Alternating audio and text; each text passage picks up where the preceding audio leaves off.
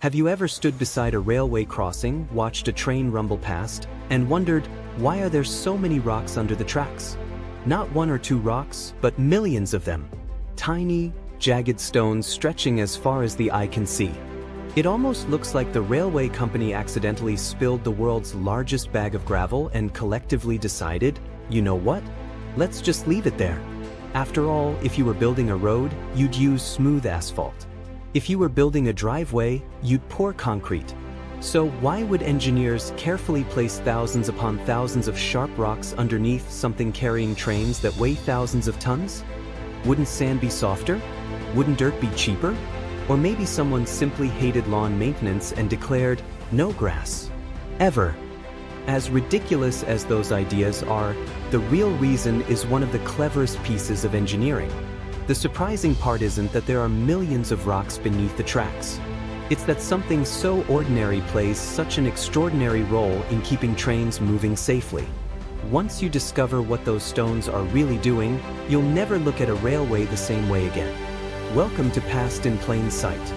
Today, we're uncovering the fascinating reason there are stones under train tracks.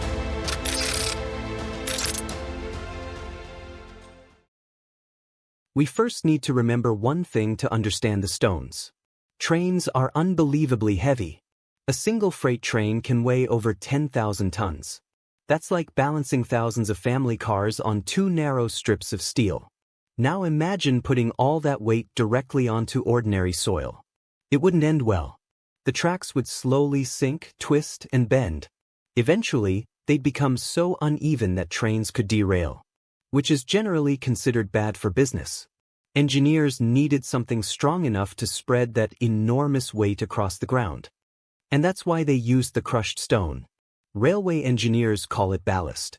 Not because trains are secretly trying to float, although that would certainly make river crossings interesting. Ballast is a carefully chosen layer of hard, angular stones placed beneath and around the sleepers, the large beams supporting the rails. Its first job is surprisingly simple, which is to spread the weight. When a train passes overhead, the sleepers distribute the force into the ballast. The ballast spreads it even farther into the ground below. Instead of one tiny spot carrying all the pressure, millions of stones share the load. Think of it like lying on a bed of nails. One nail is painful.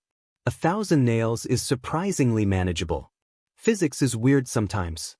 Now, you might wonder, why use sharp, jagged rocks instead of smooth pebbles?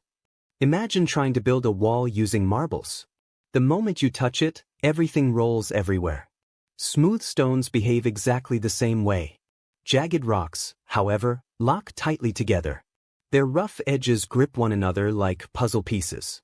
That creates an incredibly stable foundation capable of resisting enormous forces. They're basically nature's version of Velcro, except significantly less likely to get stuck in your sweater. There's another important job the ballast performs. Drainage. Rain is one of a railway's greatest enemies. If water collects beneath the tracks, the soil softens. Soft soil moves. Moving soil means moving tracks. Moving tracks usually make train drivers very unhappy. The spaces between the stones allow rainwater to drain quickly into the ground instead of pooling beneath the railway. It's essentially giving the tracks their own giant underground drainage system. No puddles, no mud, and no surprise swimming pools for passing locomotives. So when you see those ordinary rocks beneath a railway, remember they're the hidden foundation that keeps every train safely on track. Before today, what did you think those rocks were for? Let me know your guess in the comments. The stones are only half the story. The rails themselves have a very unusual shape, and there's a brilliant engineering reason for it. Discover why train tracks are eye-shaped. Thanks for watching, and we'll see you in the next one.